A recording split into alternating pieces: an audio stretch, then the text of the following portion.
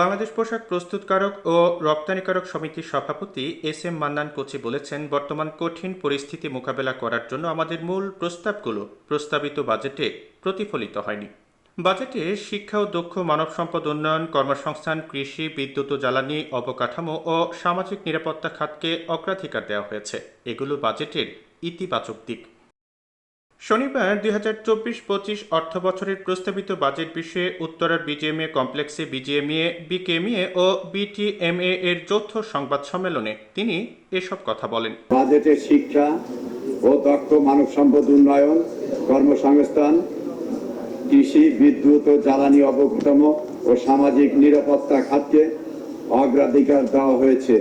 এগুলো বাজেটের ইতিবাচক দিক। এ সময় এস মান্নান কোচি বলেন, বৈদেশিক মুদ্রা আহরণের এই প্রধান খাতটির জন্য কিছু নীতি সহায়তার প্রস্তাব দেওয়া হলেও মূল প্রস্তাবগুলো প্রস্তাবিত বাজেটে প্রতিফলিত হয়নি। তবে বস্ত্র ও পোশাক শিল্পের জন্য সহায়ক প্রস্তাবনাগুলোকে আমরা সাধুবাদ জানাই। বৈদেশিক মুদ্রা আহরণের এই প্রধান খাতটি এর জন্য কিছু নীতি সহায়তা দেওয়ার প্রস্তাব দেওয়া হলেও বর্তমান কঠিন পরিস্থিতি মোকাবেলা করার জন্য আমাদের মূল প্রস্তাবগুলো প্রস্তাবিত বাজেটে প্রতিফলিত হয়নি।